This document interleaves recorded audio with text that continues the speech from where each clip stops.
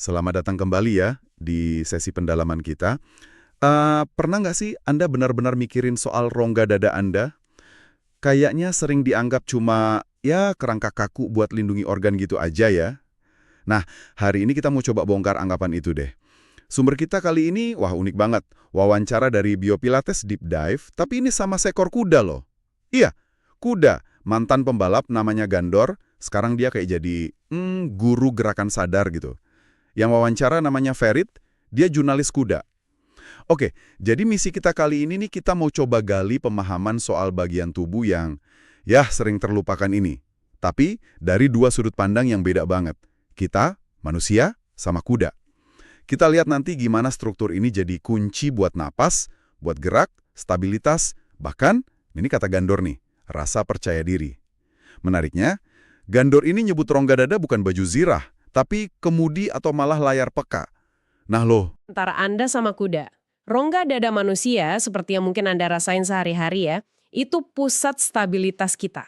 Fungsi utamanya sih jelas ya, melindungi organ vital kayak paru-paru, jantung, hati gitu kan.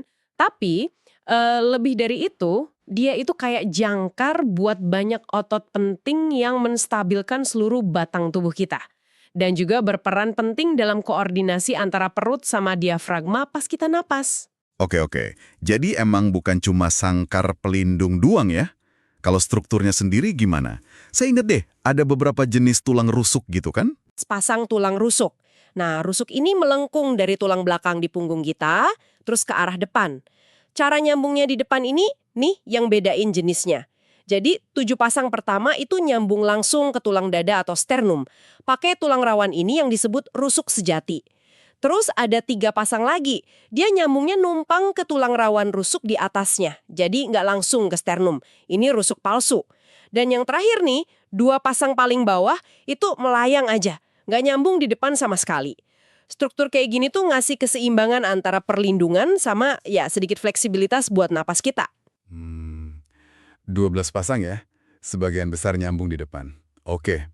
Terus gimana dengan kuda? Gandur tadi bilang katanya strukturnya lebih mengesankan gitu. Iya, kalau dilihat dari ukuran sama fungsi gerakannya kuda, ya emang luar biasa sih. Kuda itu punya 18 pasang tulang rusuk. Lebih banyak kan? Ini sesuai sama 18 ruas tulang belakang toraks mereka. Jumlah yang jauh lebih banyak ini ya jelas buat dukung ukuran tubuh mereka yang gede itu. Tulang dada atau sternum kuda juga agak beda. Dia terbentuk dari beberapa tulang kecil gitu yang nyatu, namanya sternebrae. Nah, yang paling menarik nih, pembagian rusuknya. 8 pasang pertama mirip rusuk sejati kita lah, nyambung langsung ke sternum. Tapi sisanya, nah ini dia, 10 pasang rusuk asternal, itu nyambungnya satu sama lain lewat tulang rawan. Jadi dia ngebentuk semacam lengkungan yang fleksibel banget di bagian bawah namanya arcus costalis. Wow, 10 pasang dan ngebentuk lengkungan fleksibel di bawah. Itu beda banget ya sama kita. Terus apa fungsinya lengkungan fleksibel itu? Tepat, beda banget. Dan perbedaan ini krusial banget loh. Lengkungan fleksibel ini yang bikin rongga dada kuda bisa mengembang jauh lebih besar ke samping sama ke bawah pas dia napas. Ingat kan, kuda itu hewan pelari. Kemampuan ngambil napas yang banyak dan efisien pas lagi lari kencang itu, wah, vital banget. Menurut Gandur nih, fleksibilitas di bagian bawah rongga dada ini yang memungkinkan sinkronisasi sempurna antara napas sama larinya galap. Jadi, ya bukan cuma ngelindungin organ aja, termasuk bagian depan sistem pencernaan mereka yang gede itu. Tapi struktur ini secara aktif memungkinkan performa atletik mereka. Ini bukan sekedar sangkar, tapi mekanisme pernapasan yang dinamis banget. Oke. Ini mulai masuk akal nih kenapa Gandur nyebutnya kemudi. Strukturnya aja udah dirancang buat gerakan dinamis ya, bukan cuma perlindungan statis. Terus, gimana kaitan langsungnya sama pernapasan dan gerakan kita sehari-hari, baik di kita maupun di kuda? Nah, kalau pada manusia ya, terutama kalau kita lihat dari konteks latihan kesadaran tubuh kayak Pilates yang disinggung Ferit di sumbernya, itu ada fokus pada hubungan antara pola napas sama pergerakan tulang belakang kita. Biasanya nih, tarik napas itu cenderung diikuti sedikit lengkungan ke belakang atau ekstensi. Terus pas buang napas, sedikit membungkuk atau fleksi. Tapi tujuannya bukan maksa gerakannya loh, tapi lebih kepake napas sebagai panduan lembut aja buat gerakin rongga dada secara sadar. Tentu sambil jaga stabilitas inti atau core kita, jangan sampai hilang gitu. Ini soal kontrol dan koordinasi yang disengaja buat jaga postur sama efisiensi gerak. Jadi kita secara sadar gitu ya ngikutin gelombang napas buat stabilitas. Kalau kuda gimana? Apa mereka juga latihan pernapasan gitu? Ya nggak persis gitu sih. Kalau buat kuda, ini lebih ke sinkronisasi naluriah yang udah terprogram. Tapi sangat strategis buat kelangsungan hidup sama performa mereka. Contoh paling jelasnya nih, kata gandur pas gallop atau lari kencang, kuda itu secara alami bakal ngambil satu tarikan napas buat setiap satu siklus langkah penuhnya. Itu berarti 2 langkah kaki depan.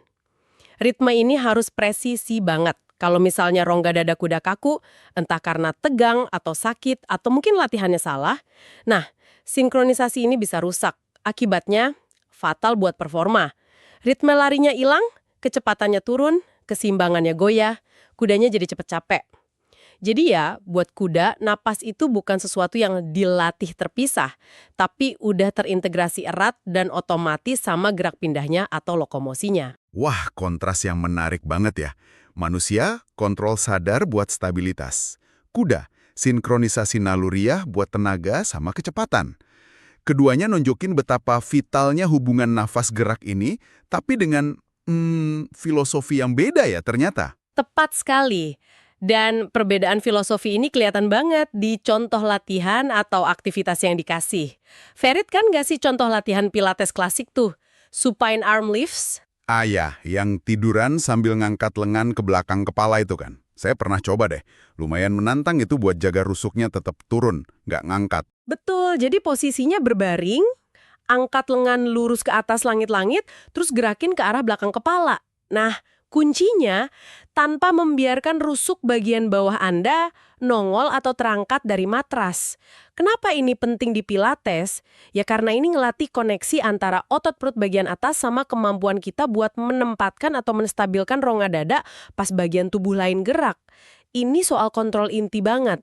Oke, jadi fokusnya di penempatan sama stabilitas ya. Nah, kalau gandur, gimana dia lihat padanannya di aktivitas kuda? Gandur ngaitinnya sama momen-momen yang nuntut kontrol inti tubuh si kuda. Misalnya nih, pas transisi dari lari pelan, trot, ke lari cepat, galop yang mulus, itu butuh kontrol. Atau pas lagi nanjak-tanjakan curam gitu. Aktivitas ini semua ngehanusin kuda, ngaktifin otot punggung sama sisi tubuhnya secara efektif buat stabilin batang tubuhnya. Kalau gagal gimana? Gandur pakai istilah yang visual banget. Rongga dadanya kerasa ambruk. Jadi kudanya kehilangan topangan intinya, gerakannya jadi nggak efisien, dia cenderung kompensasi pakai otot lain. Dan yang pasti, pernafasannya jadi dangkal dan nggak teratur. Ambruk. Wah, saya bisa bayangin itu. Itu nunjukin penting banget ya topangan dari area rongga dada itu. Terus kalau nggak salah nih, Gandur ngasih analogi yang menarik banget soal gimana rongga dada itu gerak pas nafas. Ini nih bagian yang saya tunggu-tunggu. Iya, ini nih benar-benar bagian yang paling mencerahkan dari perspektifnya Gandur. Dia pakai perumpamaan yang membumi banget, ya berdasarkan pengalamannya sebagai kuda lah ya. Pertama, dia gambarin gerakan rusuk bagian atas. Pas kita tarik nafas, bagian depan tulang rusuk sama tulang dada ini gerakannya sedikit ke depan sama ke atas. Terus turun lagi pas buang nafas. Gandur nyamain ini sama gerakan gagang pompa air model lama itu loh, naik turun gitu. Gagang pompa air, oke. Kebayang itu. Terus, buat rusuk bagian bawah, yang di kuda tadi kan punya lengkungan fleksibel tuh. Gerakannya beda lagi. Pas tarik nafas, rusuk-rusuk ini malah melebar ke samping. Nah, dia bilang kayak gagang ember yang diangkat. Jadi rongga dadanya jadi lebih lebar gitu. Pas buang nafas, ya gagang embernya turun lagi ke tengah. Gagang ember, wah itu ngejelasin ekspansi ke samping dengan bagus banget ya. Terus ada satu lagi kan, soal rusuk paling bawah. Benar. Buat rusuk terakhir yang kalau di manusia kita sebut rusuk melayang ya, Gandur punya analogi yang puitis banget, khas seekor kuda deh. Rusuk-rusuk itu geraknya lembut melebar, terus balik lagi seperti 2 sanggurdi yang tergantung pada napas. Indah banget ya kedengarannya. Dan dia nambahin satu insight penting nih. Kalau sanggurdi bergerak dengan tepat, bagian lainnya akan menemukan tempatnya. Ini kayak nekenin kalau gerakan halus tapi bebas di bagian paling bawah rongga dada itu penting banget buat keseluruhan mekanisme napas sama gerakan yang harmonis. Wow, Gagang pompa, gagang ember, sama sanggurdi. Gila sih, analogi ini benar-benar ngubah cara saya bayangin rongga dada deh. Bukan lagi cuma tulang belulang kaku, tapi kayak struktur mekanis yang hidup dan geraknya spesifik banget. Kita bisa coba rasain sendiri ya berarti. Tentu aja bisa. Coba deh, sekarang Anda tarik napas dalam-dalam. Coba rasain bagian atas dada sedikit naik ke depan. Itu si gagang pompa, tapi coba fokus juga rasain bagian samping bawah rusuk Anda itu melebar ke kiri sama kanan. Nah, ini gagang ember. Mungkin gerakan sanggurdi agak susah dirasain ya, tapi ini ngingetin kita kalau seluruh struktur ini tuh emang dirancang buat gerak, bukan buat kaku. Kebebasan bergerak inilah inti dari fungsi optimalnya. Luar biasa ya. Jadi kalau kita simpulin nih, pendekatan latihan atau fokusnya gitu, gimana perbedaannya antara kita manusia versi Pilates sama kuda versi gandur? Kalau di Pilates ya, seperti yang dijelasin Ferit, penekanannya itu jaga neutral spine atau posisi tulang belakang yang alami. Pas gerak kayak ngangkat lengan tadi, tujuannya ya jaga biar rongga dada tetap nyambung sama core. Jadi nggak nurung tulang dada ke depan atau ngebiarin rusuk bawahnya lepas gitu aja. Pernafasannya juga diarahkan ke samping. Lateral breathing, si gagang ember tadi, buat maksimalin ekspansi tapi nggak ganggu stabilitas inti. Malah kadang dianjurkan jangan tarik nafas selalu penuh sampai rongga dada menggembung tak terkendali. Karena itu bisa mutus koneksi sama otot perut. Jadi ya sangat terkontrol dan fokus ke stabilisasi. Oke, sip. Kontrol dan stabilisasi buat manusia. Terus kalau kuda menurut gandur gimana? Apa penunggang atau pelatihnya gitu nyoba nempatin rongga dada kudanya juga? Nah ini dia, justru sebaliknya loh. Menurut gandur, kalau buat kuda, fokusnya lebih ke ritme, relaksasi, sama kondisi mentalnya. Rongga dada yang geraknya bebas, elastis, ngikutin irama napas sama langkah secara alami, itu justru tanda kudanya tenang, nyaman, dan percaya diri. Intervensi dari penunggang atau pelatih itu idealnya bukan maksa posisi tertentu, tapi lebih kayak nemenin atau dukung pernapasan alami si kuda biar tetap efisien dan sinkron. Tujuannya malah memfasilitasi kebebasan bergerak itu, bukan nyiptain penempatan yang mungkin malah bikin kaku. Ini lebih soal flow dan kondisi keseluruhan si kuda. Menarik banget ya bedanya. Manusia nyari penempatan buat stabilitas, kuda malah nyari kebebasan buat flow dan performa. Tapi, apa tujuan akhirnya emang beneran beda? Nah ini dia bagian sintesis yang penting nih. Kalau dilihat di permukaan aja ya prioritasnya emang kelihatan beda. Manusia, terutama dalam konteks kebugaran modern ya, seringnya fokus ke stabilisasi postural, buat cedera, perbaiki postur, efisiensi gerak harian atau pas olahraga.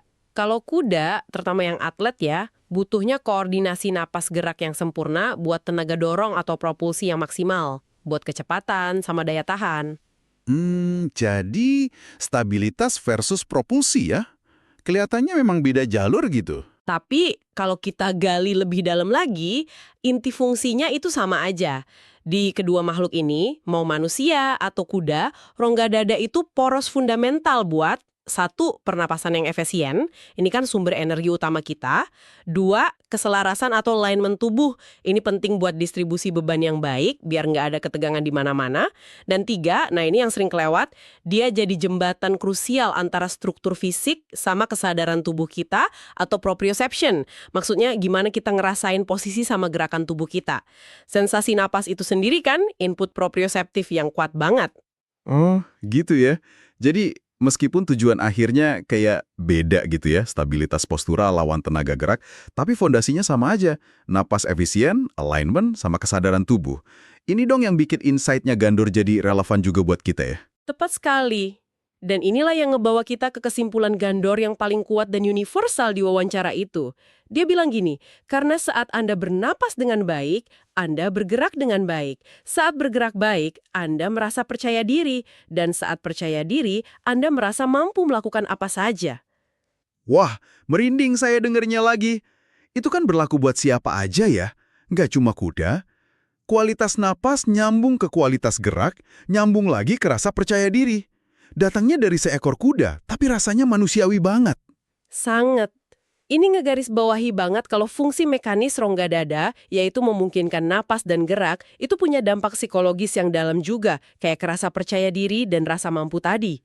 Keterhubungan ini sering banget kita lupain. Dan bahkan, ya itu tadi, rasa percaya diri kita. Bukan baju zirah yang kaku. tapi benar-benar kayak yang dibilang Gandur di akhir wawancaranya itu. Iya, kutipan penutupnya itu ngena banget sih. Rongga dada Anda adalah kemudi Anda. Ia bernapas, memandu, memusatkan. Bukan baju zirah, tapi layar yang peka. Jika Anda belajar mendengarkannya, Anda akan menemukan momentum Anda. Layar yang peka. Wah, saya suka banget gambaran itu. Jadi bukan cuma struktur pasif ya, tapi sesuatu yang ngerespons dan bisa memandu kita juga. Persis. Dan ini ngebawa kita ke pertanyaan terakhir nih buat Anda renungkan di rumah. Setelah dengar perspektif unik dari Gandur, si kuda filsuf ini, kira-kira gimana ya Anda bakal ngerasain atau mungkin berinteraksi sama rongga dada Anda sendiri secara beda mulai sekarang? Mungkin pas Anda tarik nafas panjang, sebelum katakanlah rapat penting. Atau pas jalan santai. Atau bahkan pas duduk tegak ya sekarang ini. Coba ingat metafora Gandur tadi. Ada kemudi tersembunyi. Ada layar peka di dalam diri Anda. Kira-kira apa ya yang mungkin Anda sadari atau temukan kalau Anda mulai coba mendengarkannya lebih dalam lagi? Itu jadi eksplorasi pribadi yang menarik banget buat Anda lakukan sendiri.